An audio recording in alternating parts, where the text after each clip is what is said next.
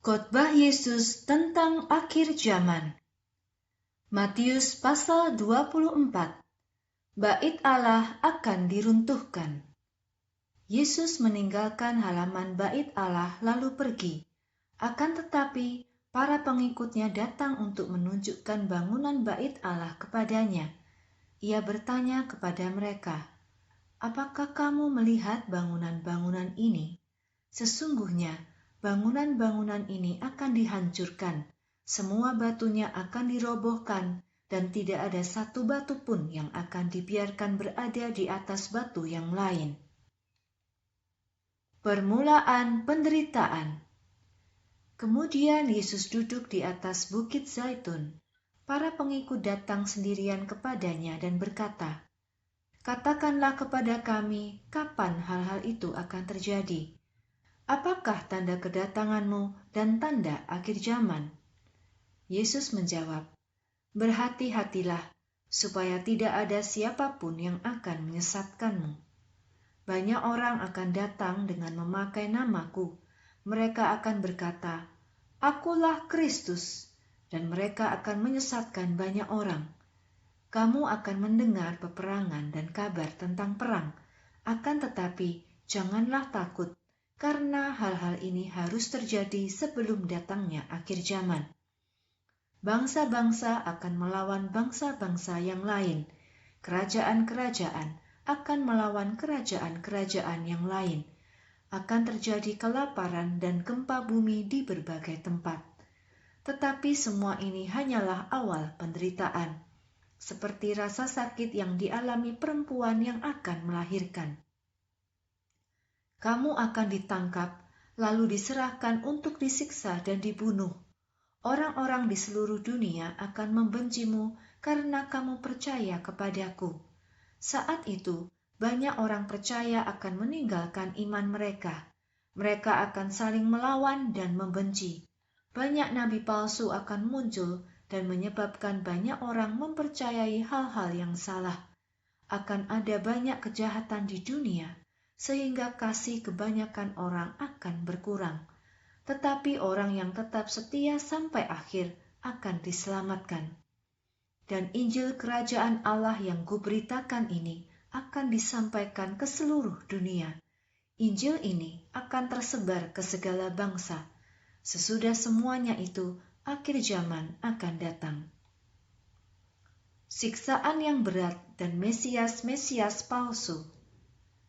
Nabi Daniel sudah mengatakan tentang hal jahat yang menyebabkan kehancuran. Kamu akan melihat hal yang mengerikan ini berdiri di tempat suci.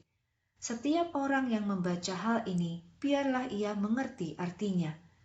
Pada saat itu, orang-orang yang tinggal di wilayah Yudea harus lari ke pegunungan.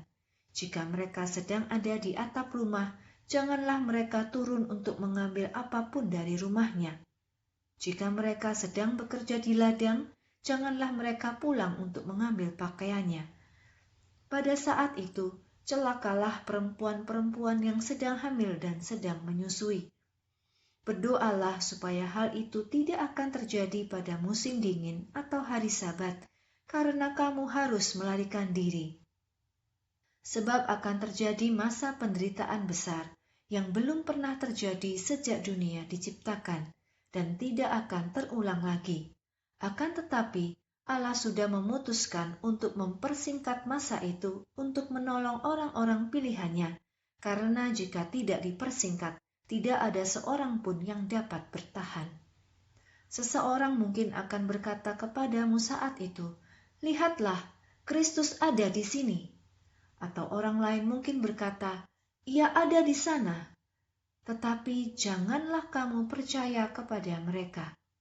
Kristus-Kristus palsu dan nabi-nabi palsu akan muncul untuk melakukan banyak tanda ajaib dan mujizat. Mereka berusaha menyesatkan umat pilihan Allah jika memungkinkan. Sekarang aku memperingatkan kamu sebelum hal ini terjadi. Jika seseorang berkata kepadamu, "Kristus ada di padang gurun," jangan kamu pergi ke sana. Atau, "Kristus ada di kamar itu," jangan kamu percaya. Karena seperti cahaya kilat di langit, yang muncul dari timur dan bersinar sampai ke barat. Demikianlah kedatangan Anak Manusia. Di mana ada bangkai, disitulah burung nasar berkumpul. Kedatangan Anak Manusia dan perumpamaan tentang pohon ara. Segera sesudah masa penderitaan itu, inilah yang akan terjadi. Matahari akan menjadi gelap dan bulan tidak akan bersinar. Bintang-bintang akan jatuh dari langit dan segala sesuatu di langit akan berubah. Lalu akan muncul tanda di langit yang menunjukkan kedatangan Anak Manusia. Semua bangsa di bumi akan menangis. Setiap orang akan melihat Anak Manusia datang di atas awan-awan di langit dengan kuasa dan kemuliaan yang besar. Ia akan mengutus semua malaikatnya ke seluruh bumi dengan bunyi terompet yang sangat nyaring, dan mereka akan mengumpulkan umat pilihannya dari keempat penjuru bumi. Pohon ara memberi kita pelajaran. Ketika dahan-dahannya menjadi hijau dan lunak, serta menumbuhkan daun-daunnya yang baru, maka kamu tahu bahwa musim panas sudah dekat.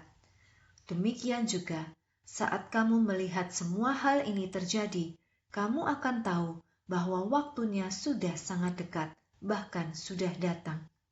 Sesungguhnya, semua hal ini akan terjadi pada saat orang-orang ini masih hidup. Langit dan bumi akan lenyap, tetapi perkataanku akan tetap untuk selama-lamanya. Hanya Allah yang tahu kapan waktunya. Tidak ada seorang pun yang tahu kapan hari atau waktu terjadinya peristiwa itu. Sang Anak dan malaikat-malaikat di surga pun tidak tahu kapan waktunya. Hanya Bapa yang mengetahuinya. Ketika Anak Manusia datang, akan terjadi hal yang sama seperti pada zaman Nuh. Pada hari-hari sebelum banjir besar, orang makan dan minum, menikah dan menikahkan anak-anak mereka. Mereka terus melakukan itu sampai pada hari Nuh masuk ke dalam bahtera. Mereka tidak tahu apa yang akan terjadi sampai banjir besar itu datang dan membinasakan mereka semua. Begitu juga nanti ketika Anak Manusia datang. 2 orang bekerja bersama di ladang.